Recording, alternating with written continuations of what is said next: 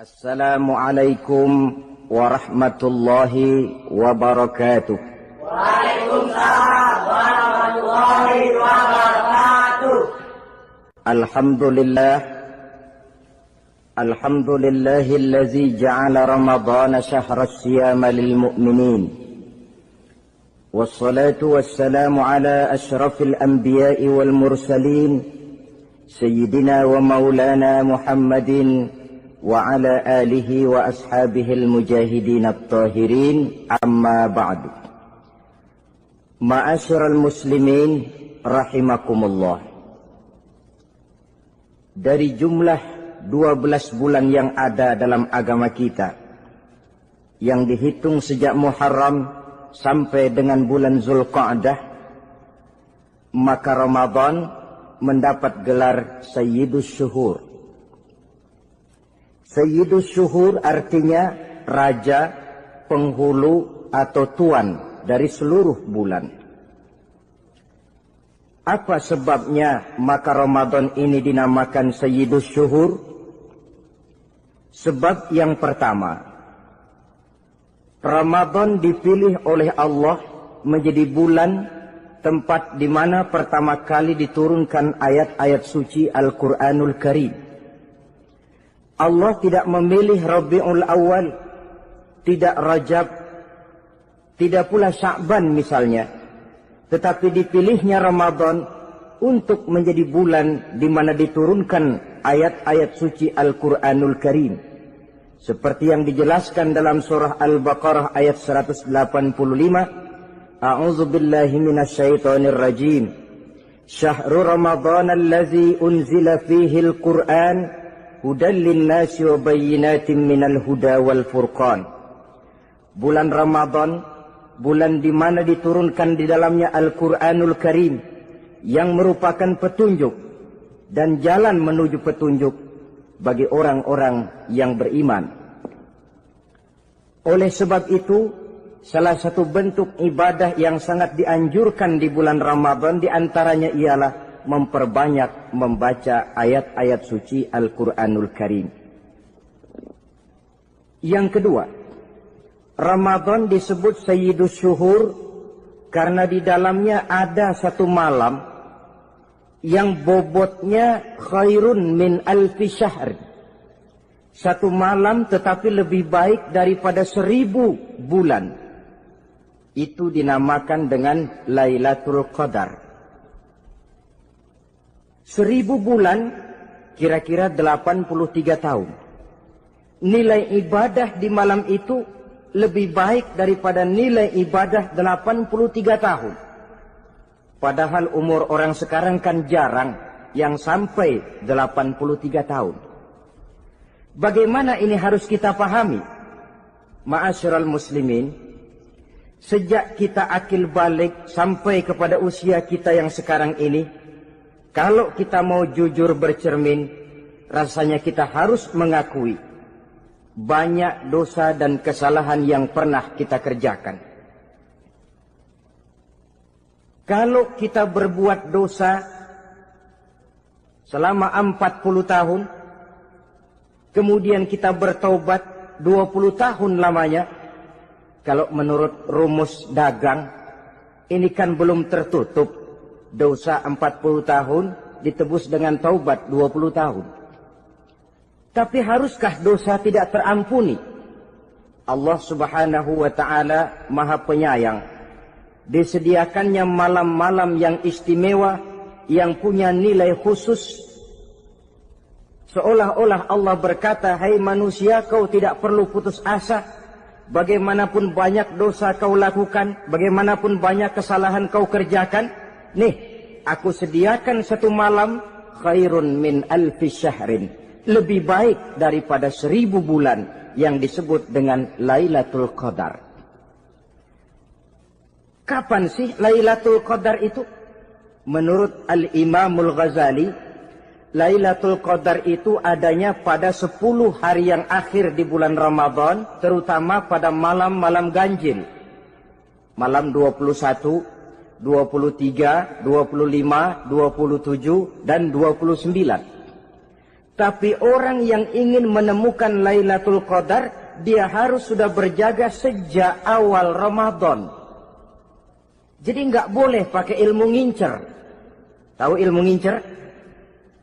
Tanggal 20 Ramadan nggak terawih, 21 terawih, 22 prek lagi, 23 masuk lagi, 24 nggak ke masjid. Temennya tanya, kenapa nggak ke masjid? Ini kan bukan malam ganjil, nggak turun Lailatul Qadar. Saya kira yang kayak begini dapatnya bukan Lailatul Qadar, boleh jadi Lailatul Qadar.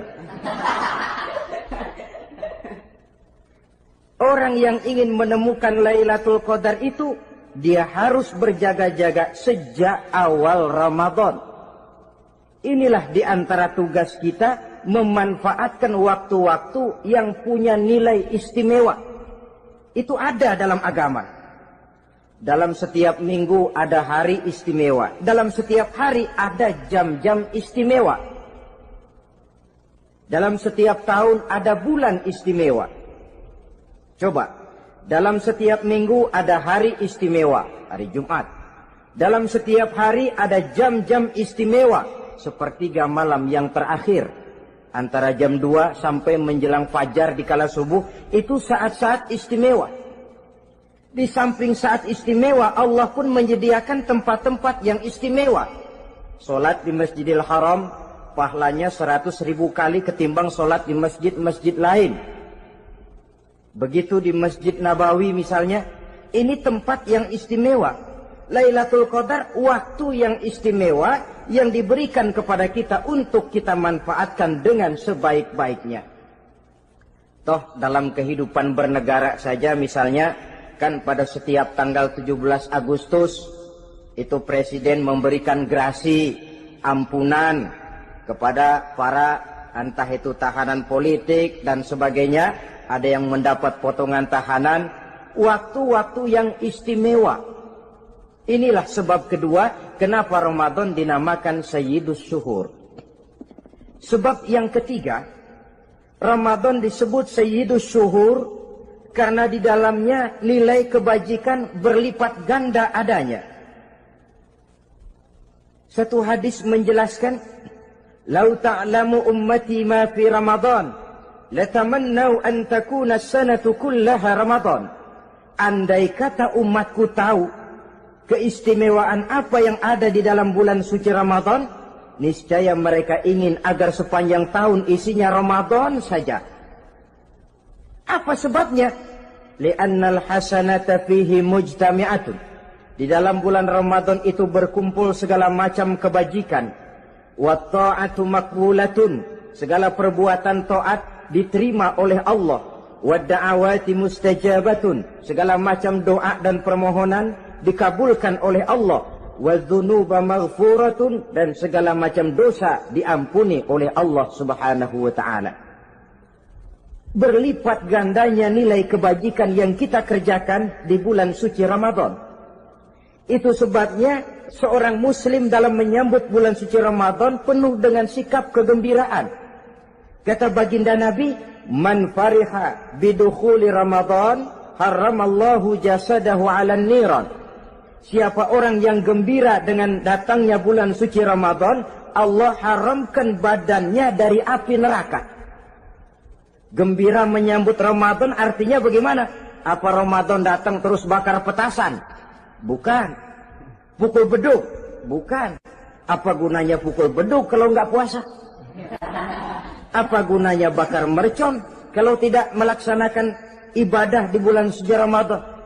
Gembira menyambut datangnya Ramadan dalam arti mempersiapkan diri untuk melaksanakan ibadah dengan sebaik-baiknya di bulan suci Ramadan ini. Ma'asyiral muslimin rahimakumullah. Yang terakhir, kenapa Ramadan disebut Sayyidus Syuhur? Karena di dalam bulan suci Ramadan ada perintah melaksanakan ibadah puasa. Apa istimewanya ibadah puasa? Pertama, yang dipanggil untuk melaksanakan puasa itu iman. Ini panggilan istimewa. Allah menyatakan, Ya ayyuhalladzina amanu kutiba alaikumussyam. Hai orang-orang yang beriman, diwajibkan atas kamu berpuasa. Iman yang dipanggil untuk melaksanakan ibadah puasa. Contoh, satu hari di depan rumah kita lewat tukang pepaya, tukang duku, tukang duren. Kita panggil satu tukang pepaya. Bang, pepaya, berhenti dulu sebentar. Kira-kira yang merasa tukang pepaya berhenti enggak? Berhenti. Ini tukang duku sama tukang duren berhenti enggak? Tidak. Tentu tidak berhenti karena tidak dipanggil. Ini Ramadan yang dipanggil orang-orang beriman. Hai orang-orang yang beriman, berhenti dulu sebentar. Berhenti apa? Berhenti makan di waktu siang, berhenti minum di waktu siang. Yang merasa beriman, berhenti. Yang tidak beriman, langsung. Biar Ramadan siang-siang makan jalan terus, ngerokok, ngelepus terus. Kenapa? Tidak beriman, tidak merasa terpanggil oleh ayat tadi. Sekarang tukang pepaya lewat di depan rumah. Kita panggil, bang pepaya berhenti dulu. Dia dengar tapi nggak mau berhenti. Apa kita bilang? Kang pepaya budak. Dipanggil nggak mau berhenti. Ini ada orang ngaku beriman kepada Allah. Ramadan dipanggil disuruh berhenti makan siang, nggak berhenti juga. Mukmin budak. Disuruh berhenti minum di waktu siang, nggak berhenti juga. Mukmin budak. Ini istimewanya puasa. Panggilan difokuskan kepada iman. Hai orang-orang yang beriman. Allah tidak bilang hai orang-orang yang sudah masuk Islam. Tidak. Ya ayyuhalladzina aslamu. Tidak. Ya ayyuhalladzina amanu yang dipanggil. Hai orang-orang yang beriman. Nilai nurani yang paling dalam itu yang dipanggil melaksanakan ibadah puasa. Lalu orang beriman yang bagaimana yang wajib puasa? Pertama dia sudah balik. Yang kedua berakal sehat. Yang ketiga dia mampu berpuasa. Orang beriman macam ini balik, berakal sehat, mampu melaksanakan puasa. Kalau cukup syarat ini, dia wajib puasa. Kurang syarat, tidak wajib puasa. Jadi kalau di bulan Ramadan ada teman kita tidak puasa, jangan heran barangkali syaratnya kurang. Cukup dalam hati saja, ini orang kurang syarat. Makanya nggak puasa. Pak, itu teman saya kok nggak puasa? Nggak puasa? Nggak puasa. Dia bukan orang beriman kali ah. Orang yang tidak beriman itu tidak wajib puasa. Beriman kok pak? Iman. Tapi nggak puasa. Nggak puasa.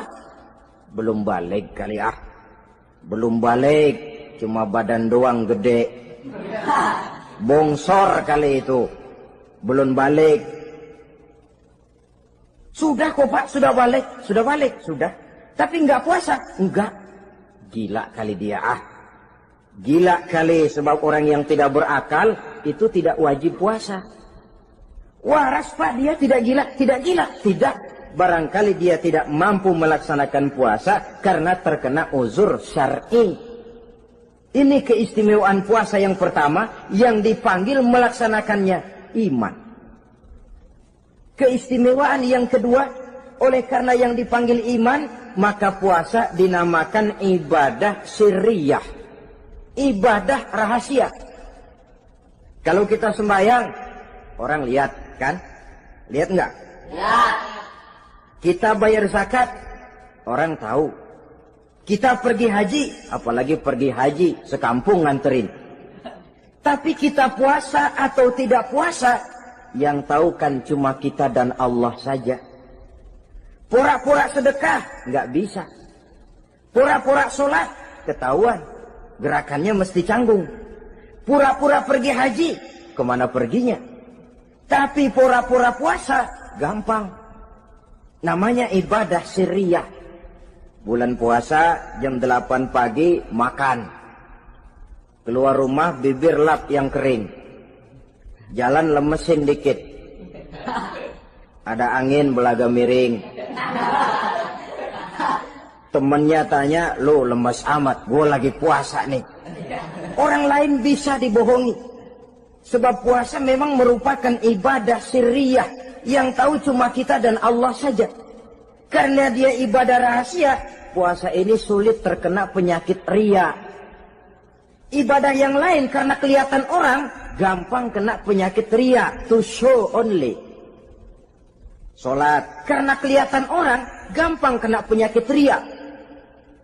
Karena saya jadi imam, misalnya di belakang saya lihat ada mertua, wah, saya bikinlah sembahyang saya mantap-mantap, pakai serban, pakai siwak, bahasanya saya paseh-pasehin kayak orang 16 tahun di Mekah.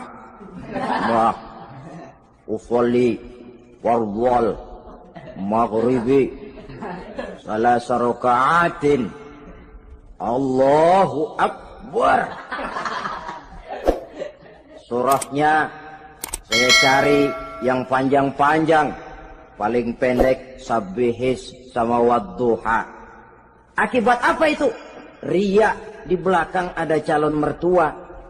Tapi kalau sholat sendirian dalam kamar, boro-boro pakai serban dan siwak, kadang-kadang kaos kutang saja cukup.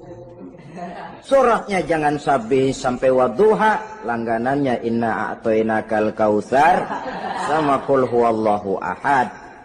Karena sholat terlihat orang, mudah kena penyakit riya. Sedekah pun begitu. Mulanya niatnya cuma mau sedekah 5.000, karena ada orang yang disedekah-segani, naik 10.000, yang 5.000 sudah karena orang. Jadi ibadah yang lain itu mudah terkena riya, tapi juga mudah dinilai orang. Kita bisa saja bilang, itu orang sholatnya khusyuk ya. Kenapa? Kelihatan dari gerakannya. Itu orang hajinya mabrur ya. Kenapa? Kelihatan dari tingkah lakunya setelah pulang haji. Itu orang sedekahnya berani ya. Kenapa? Ketahuan dari jumlahnya. Ibadah yang lain bisa dinilai, tapi puasa nggak bisa dinilai. Itu orang puasanya mantap bener ya. Kenapa? Beludah melulu. Itu bukan ukuran. Itulah sebabnya dia dinamakan ibadah sirriyah, ibadah yang abstrak, yang tahu cuma si pelaksana dan Allah saja. Ini keistimewaan puasa yang kedua. Yang ketiga, saudara-saudara, kalau ibadah-ibadah yang lain, ganjaran pahalanya itu dijelaskan oleh Allah. Sedekah kalau ikhlas pahalanya begini. Haji kalau mabrur pahalanya ini. Sembahyang berjamaah pahalanya ini. Untuk puasa tidak. Puasa Allah cuma bilang as-siyamu li wa ana ajzi bihi. Puasa adalah untukku, aku yang akan membalasnya. Berapa besar balasannya tidak dijelaskan oleh Allah. Apa artinya ini? Kalau saudara kerja, mandor bilang, sampean kerja sama saya, gaji 1 hari 5.000. Ketahuan kan, sehari 5.000. Kita bisa kong kalingkong, ada mandor rajin, nggak ada mandor kendor. Pokoknya sehari 5.000. Tapi kalau mandor cuma bilang, kau kerja sama aku, soal gajimu nanti aku yang atur. Tidak dijelaskan berapanya, nanti aku yang atur. Ini kan mestinya kita kerja hati-hati. Sebab apa? Mungkin gaji kita lebih besar dari jumlah 5.000 kalau kerjaan memuaskan. Mungkin tidak digaji sama sekali kalau kerjaan berantakan. Tidak dijelaskannya pahala puasa menjadi sugesti bagi kita untuk melaksanakan ibadah ini dengan sebaik-baiknya. Mungkin gaji sangat besar, mungkin tidak digaji sama sekali. Sebab kata Nabi, kam min sha'imin laisa lahu min siyamihi illa al-ju' wal 'atsh. Berapa banyak orang puasa, dia tidak memperoleh apa-apa dari puasanya kecuali lapar dan haus saja. Puasa sah, kewajiban gugur, nilai 0. Tidak dapat apa-apa kecuali lapar dan haus. Jadi inilah keistimewaan daripada ibadah puasa. Saudara hadirin yang saya hormati, kemudian apa sih perlunya kita melaksanakan ibadah puasa ini? namanya syahwat. Kalau itu kita kendalikan, maka langkah hidup ini akan menjadi lurus karenanya. Benar kalau Nabi menyatakan, "Iza ja'a Ramadan, futihat abwabus sama, wa ghulliqat abwabun nar, wa sufsidatis sayatin."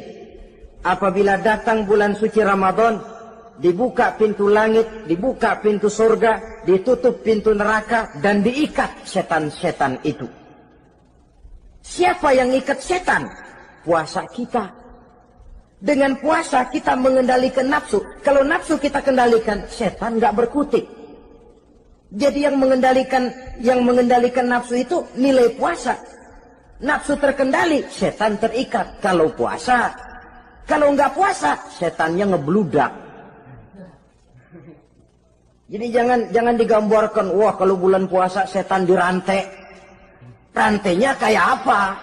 Yang rantai siapa? Arti setan diikat di sini ialah nafsu dikendalikan.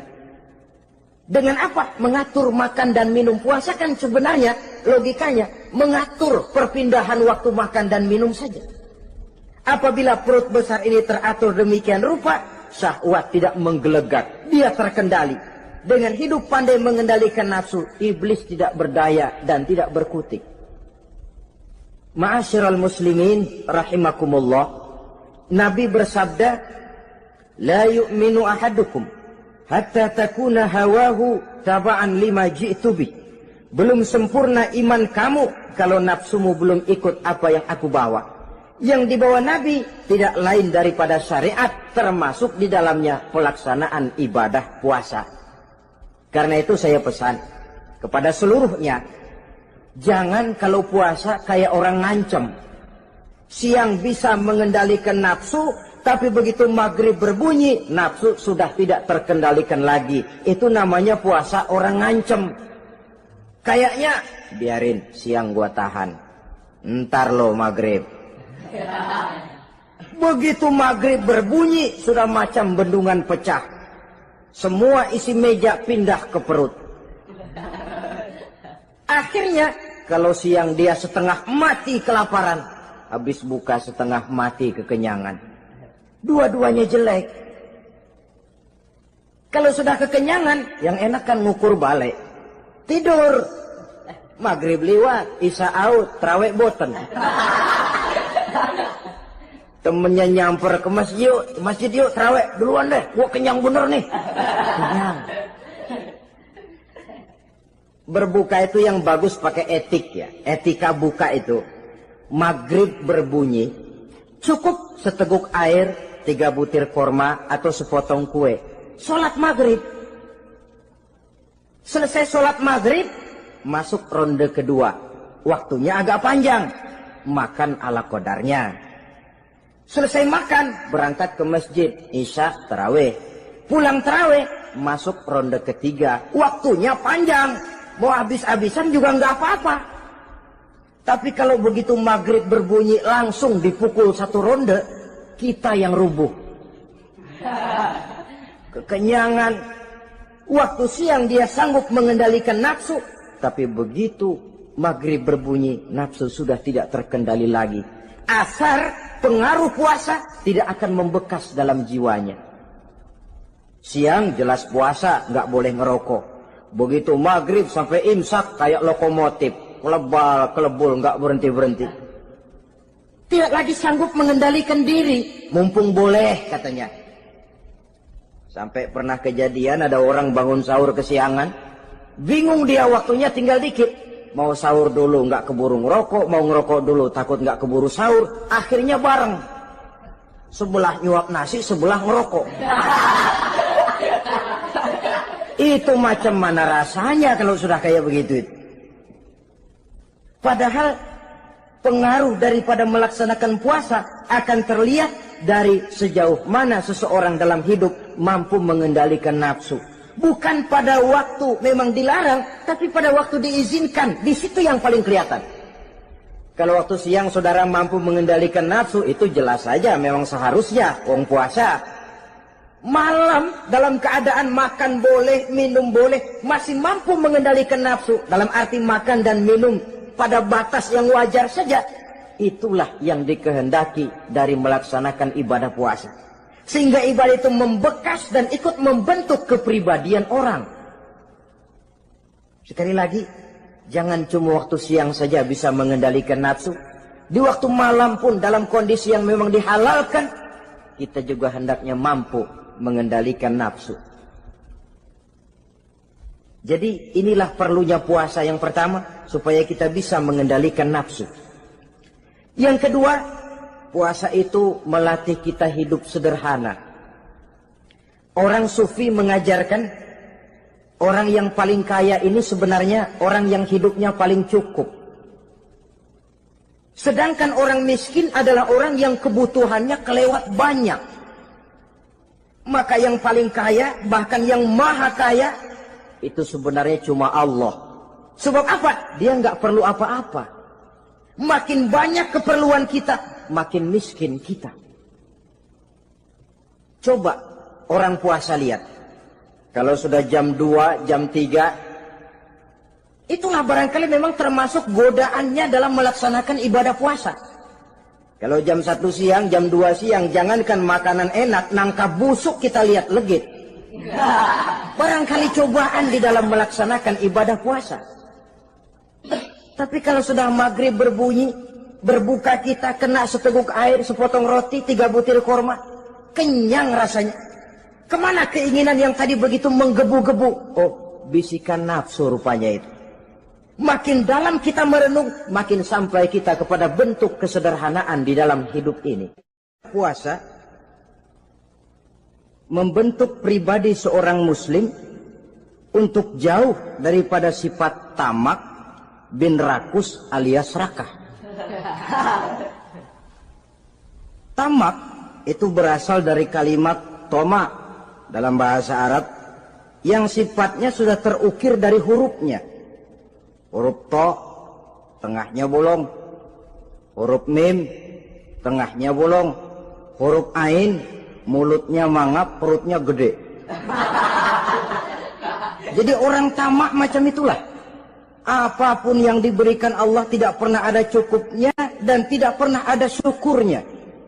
Sehingga Nabi menjelaskan, lau anna libni Adam wadiyani min zahabin labtagha lahuma thalisan wala yamla'u jawfa ibn Adam illa turab.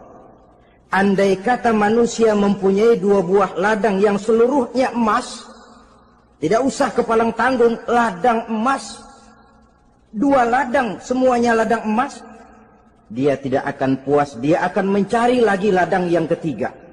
Wala yamla'u jawfa ibn Adam illa turab. Mulut manusia ini memang tidak akan pernah penuh kecuali kalau sudah diisi dengan tanah. Kapan diisi dengan tanah? Kalau sudah menghadap ke arah kiblat di liang lahat, nah itu baru mulut udah nggak ngerawil, diam, tenang, kalem, diisi dengan tanah. Dengan demikian kita lihat bahwa puasa makin kita hayati, makin dekat kita kepada kesederhanaan di dalam kehidupan ini. Islam tidak melarang orang untuk kaya, untuk punya harta. Yang dilarang ialah sifat rakus, serakah, dan tamak. Karena ini akan membuat orang melakukan segala macam cara, ingkar kepada nikmat Allah, tidak pandai bersyukur, pandangan matanya selalu diarahkan ke atas. Dikala hidupnya sudah serba cukup, dia masih merasa kurang. Sebab itu dia selalu kurang. Dia sudah kaya tapi masih merasa miskin saja, maka hidupnya pun miskin terus. Saudara-saudara ma'asyiral muslimin, ini hikmah yang kedua kenapa kita perlu puasa. Yang ketiga, puasa itu melatih kita cinta kepada fakir miskin, orang-orang yang tidak mampu, yang memerlukan pertolongan. Bagaimana caranya? Dunia pendidikan berkata bahwa pendidikan akan lebih berhasil kalau bersifat audiovisual. Mengajar anak berenang, bawa ke kolam. Mengajar anak naik sepeda, berikan sepedanya. Mengajar orang cinta fakir miskin, rasakan apa yang dirasakan oleh fakir miskin. Apa itu? Lapar, haus. Kan nggak bisa ngajarin anak berenang teori saja. Ke kolam nggak pernah. Teori hafal luar kepala. Gaya dada begini, gaya 200 meter begini, gaya kupu-kupu begini, gaya bebas begini. Teori hafal ke kolam nggak pernah. Sekali terjun, gaya batu. Sudah nggak timbul-timbul lagi. Nggak bisa ngajar anak naik sepeda cuma teori saja. Sepedanya tidak pernah diberikan. Hafal teori, bab 1 pegang stang. Bab 2 dorong. Bab 3 kaki kanan naik pedal kanan. Bab 4 genjot. Hafal teori, megang sepeda nggak pernah. Begitu dikasih sepeda dia naik, habis tukang bakso.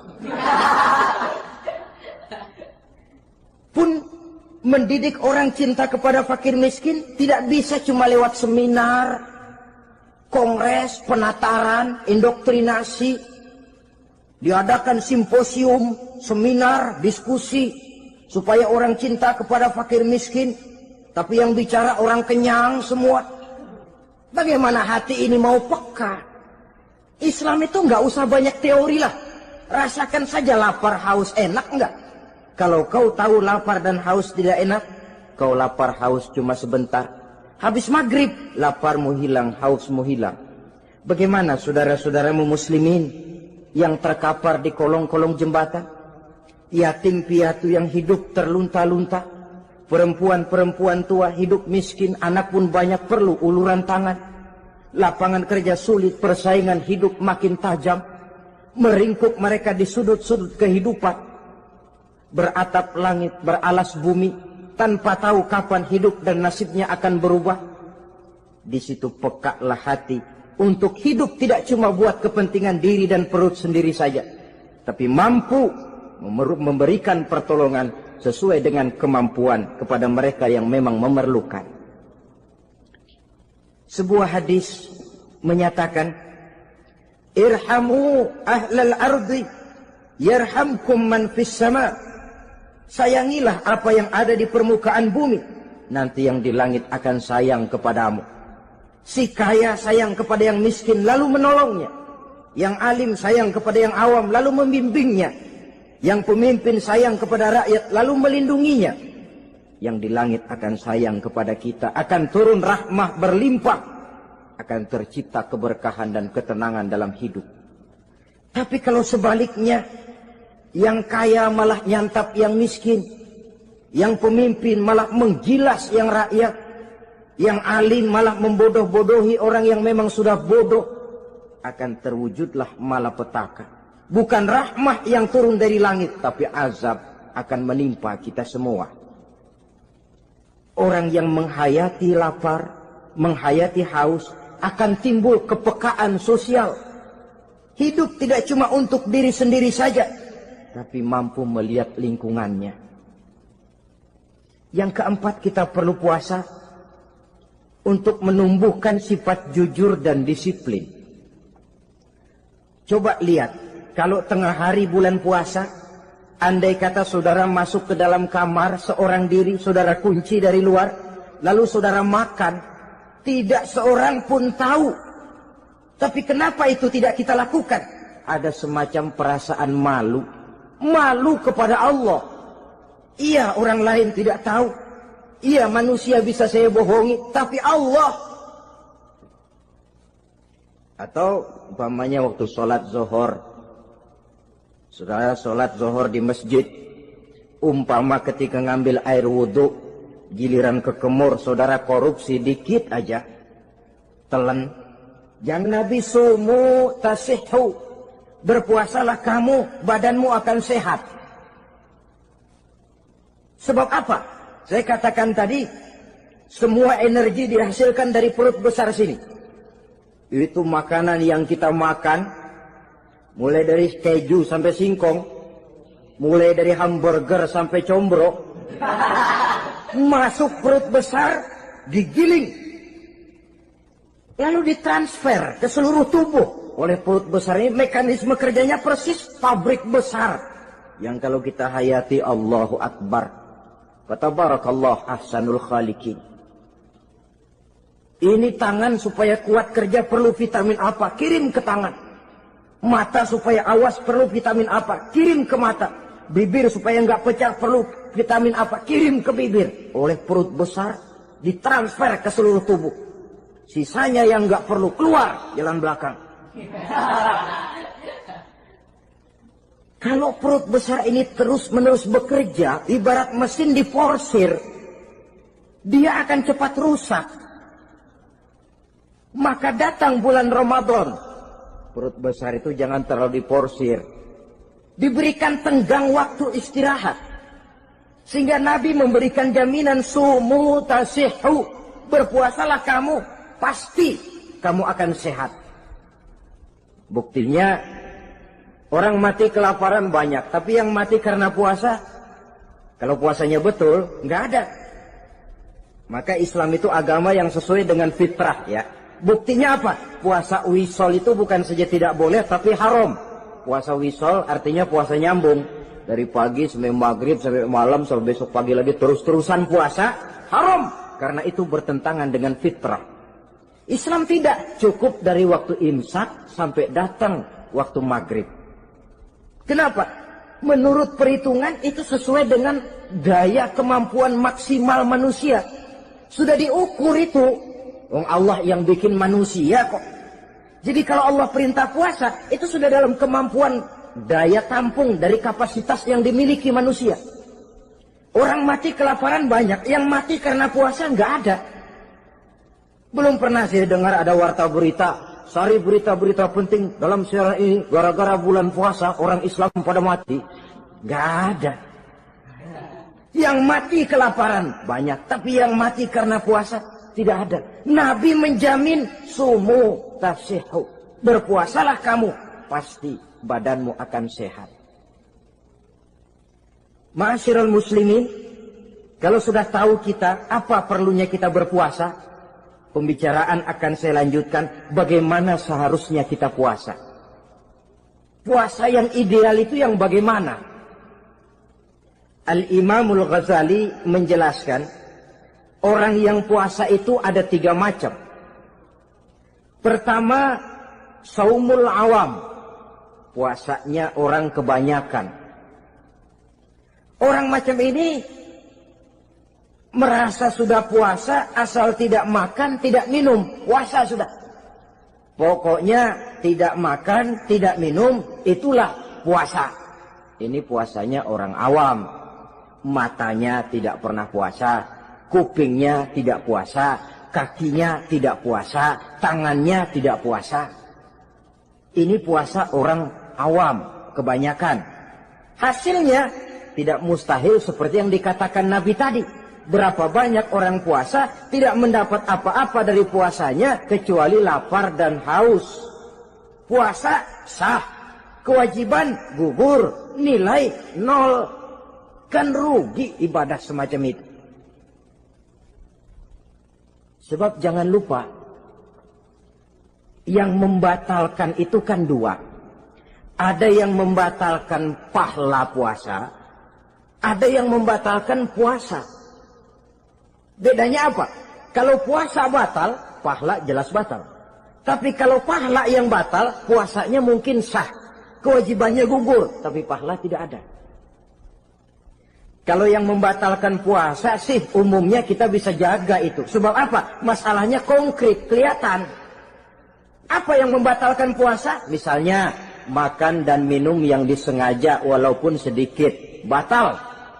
Sedikit tapi sengaja tidak mengenyangkan, batal. Mamanya pentol korek yang kecil itu. Sengaja telan waktu puasa, batal. Kan sedikit pak, nggak kenyang kok. Sengaja. Sengaja itu yang bikin batal.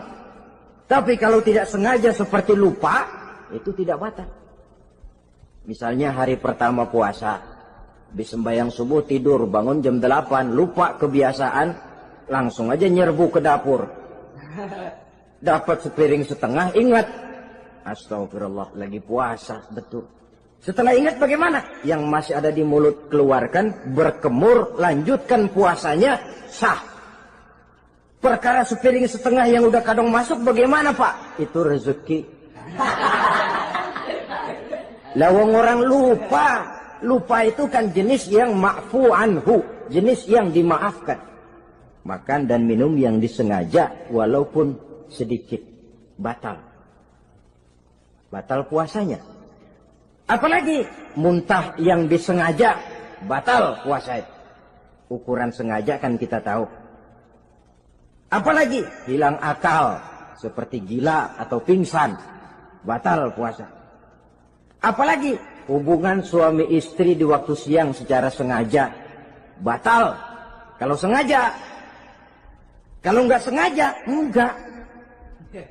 Namanya nggak sengaja. Umpamanya, saya nggak sengaja Pak, tahu-tahu udah nyampe situ, gimana? Yang nggak batal, cuma begitu ingat, buru-buru selesai mandi, lanjutkan puasanya, sah. Jangan begitu ingat sih ingat Pak puasa, cuman tanggung. Nah, ini tanggung ini yang bikin jadi batal. Dan jangan lupa, orang yang membatalkan puasa karena hubungan suami istri, dendanya paling berat. Seorang sahabat pernah lapor, halaktu ya Rasulullah. Ya Rasul, celaka saya. Ma'ahlakah, apa yang bikin kamu celaka? Saya lagi puasa Ramadan ya Rasulullah, saya nggak tahan. Lalu, saya nyelonong sama istri saya. Pengantin baru ini rupanya. Nyelonong bagaimana? Ya nyelonong.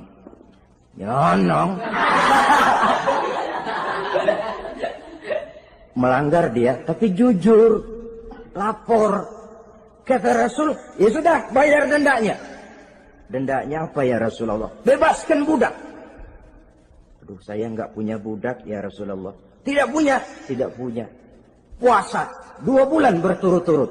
Tidak boleh diselang-seling. Syahraini mutatabi'aini. 2 bulan berturut-turut. Tidak boleh diselang-seling. Gimana? Sanggup puasa 2 bulan berturut-turut? Enggak kuat ya Rasulullah. Enggak kuat? Enggak kuat. Ramadan yang sebulan aja saya nyelonong. Apalagi 2 bulan. Kalau kau tidak kuat juga, beri makan 60 fakir miskin. 1 orang 1 mud. Ya Rasulullah. Apalagi? Jangan memberi makan 60 fakir miskin. Orang istri saya di rumah sehari masak 3 hari libur. Saya orang susah ya Rasulullah. Saya pikir lagian ya orang kebangetan juga. Sudah melarat sama larangan berani. Rasul masuk ke dalam kamar, keluar kembali bawa sekeranjang kecil kurma. Kalau kau tidak punya apa-apa, bawa pulang ini.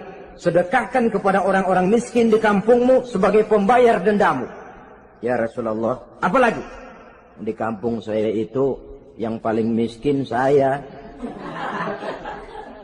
Waduh, rusak bener ini orang. Apa marah Rasul? Beliau malah senyum. Ya sudah, kalau memang yang paling miskin kamu, bawa pulang saja itu kurma, beri makan anak istrimu di rumah. Orang ini udah melanggar larangan, dapat kurma lagi. Yang kedua, watak hukum Islam itu elastis, fleksibel, tidak kaku. Tidak kalau sudah begitu ya mesti begitu, itu tidak. Yang sering kaku kan kitanya umat Islam di dalam memahami Islam. Saudara hadirin yang saya hormati, yang tidak boleh itu pun di waktu siang. Kalau malam sejak maghrib sampai sebelum imsak, pada awal perintah puasa tidak boleh. Tapi ternyata banyak juga yang nyerempet-nyerempet. Sampai Allah turunkan, uhilla lakum lailatas siyami arrafasu ila nisaikum.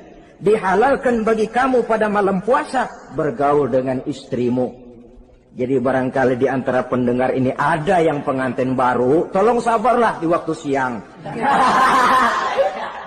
Tunggu maghrib berbunyi. Kalau sudah maghrib habis buka, mau buka lagi juga nggak apa-apa. Terserah saja. Ini yang membatalkan puasa. Yang kita sulit mengontrol, yang membatalkan pahalanya. Apa misalnya? Ngomong-ngomongin orang. Puasa. Ngomongin orang jalan terus. Itu ya tetangga kita. Kenapa emang? Oh, anu. Kita sih bukan ngomongin orang ini. Bukan ngomongin orang katanya. Ngomongin tuyul. Anu. Bohong. Orang puasa bohong, apa puasanya batal? Tidak. Puasanya sah. Yang batal mungkin pahalanya. Saudara-saudara, ma'asyiral muslimin rahimakumullah.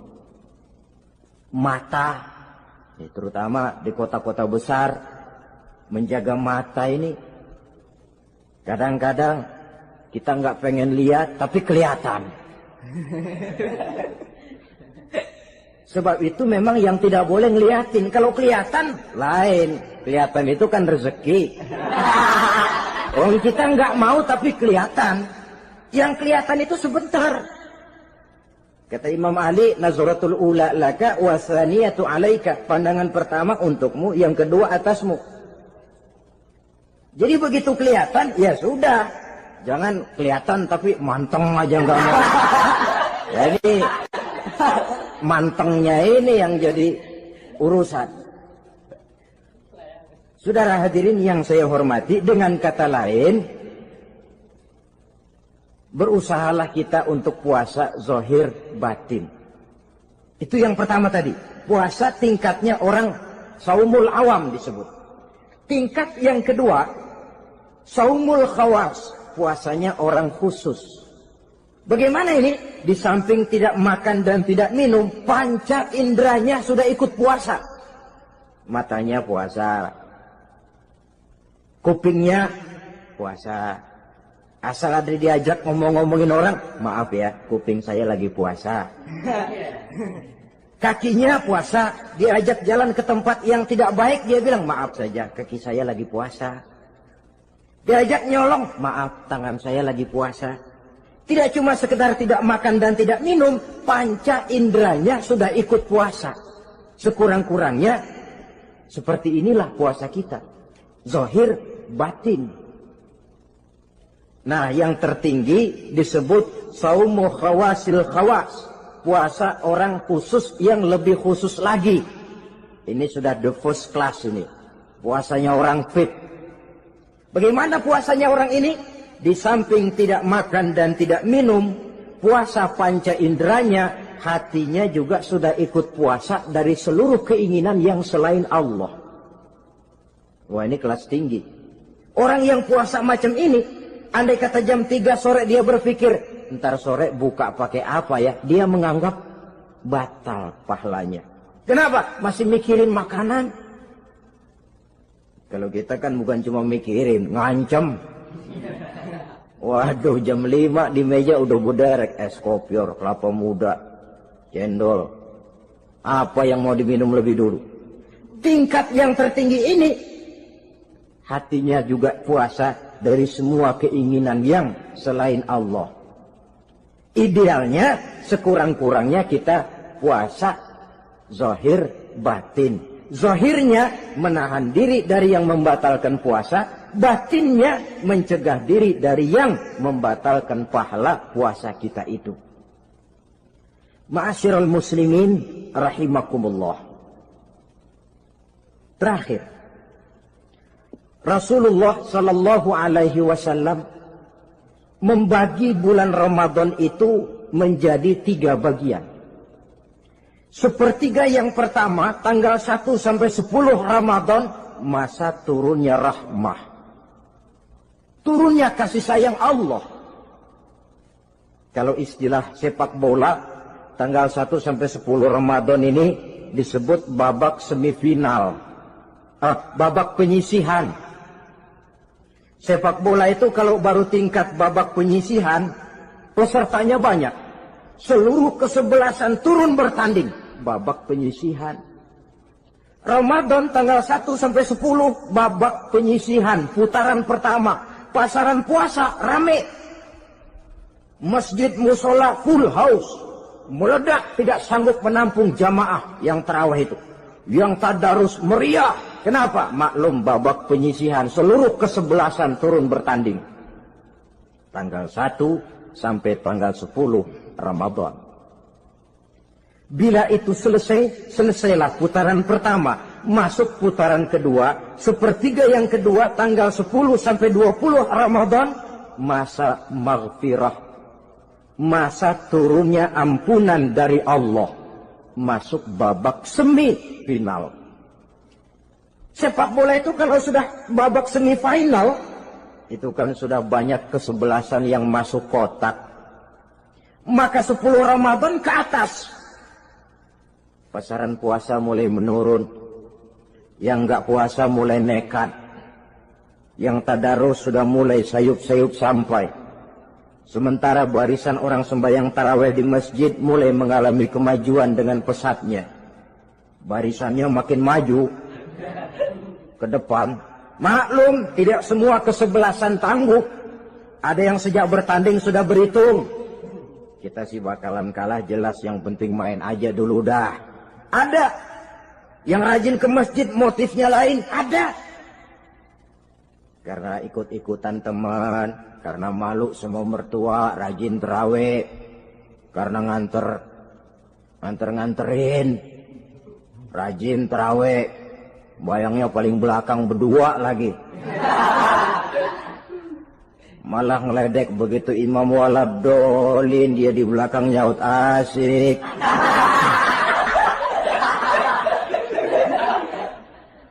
Yang kayak begini ini sudah nggak bakal tahan lama. Akan gugur di babak semifinal. Puncaknya, putaran terakhir, tanggal 20 sampai akhir Ramadan, masa itkun minan nar, masa pembebasan dari api neraka. Masuk babak final. Kalau sudah babak final, ya pesertanya nggak banyak sudah. Ramadan tanggal 20 ke atas babak final. Pesertanya nggak banyak. Sebab apa? 20 Ramadan ke atas pikiran orang sudah bercabang itu. Yang punya kampung sudah siap-siap mau pulang mudik. Lebaran di buah kampung. Puasa kayak enggak, yang penting pokoknya lebaran. Yang pegawai negeri gajinya kecil, anaknya banyak, palanya ngebet. Yang belum punya sepatu, belum punya baju, macam-macam problem, sehingga konsentrasi ibadah menurun. Padahal Nabi sangat menganjurkan tingkatkan ibadah, la siyama fi asril awakhir, lebih-lebih pada hari 10 yang akhir, tanggal 20 sampai akhir Ramadan. Di situ dianjurkan memperbanyak ibadah, i'tikaf, tarawih, tadarus Quran, bersedekah, amalan-amalan sunnah yang sangat dianjurkan di bulan suci Ramadan ini. Nah, mereka yang keluar sebagai finalis Ramadan, Allah Subhanahu wa ta'ala berkenan memberikan piagam penghargaan. Di atas piagam itu tertulis dengan nyata, ghufira lahu ma taqaddama min zambihi. Pemegang piagam ini dinyatakan keluar sebagai finalis Ramadan. Kepadanya diberikan penghargaan dengan jaminan ampun terhadap seluruh dosa yang pernah dia kerjakan. Sehingga dia keluar Ramadan, masuk 1 Syawal, seperti bayi baru dilahirkan oleh ibunya. Bersih tanpa dosa, karena sudah dibersihkan oleh ibadah Ramadan. Sehingga masuk Syawal, dia rayakan Idul Fitri, dia pantas mengucapkan minal aidin wal faizin. Minal aidin artinya, semoga kita termasuk orang yang kembali. Kembali kemana? Kembali kepada fitrah. Seperti bayi baru dilahirkan oleh ibunya. Tidak punya dosa kepada Allah, karena sudah dibersihkan oleh ibadah Ramadan. Ini orang yang finalis. Puasanya betul, tarawihnya betul, pantas mengucapkan minal aidin. Dan kalau tarawih cuma 2 malam, puasa 3 hari. Lebaran paling rajin, mas minal aidin ya, minal aidin. Nggak tahu diri lo. Minal aidin dari mana? Saudara hadirin, dosa kepada Allah bersih oleh ibadah Ramadan. Tinggal dosa kepada sesama manusia berhalal bihalal di hari raya Idul Fitri.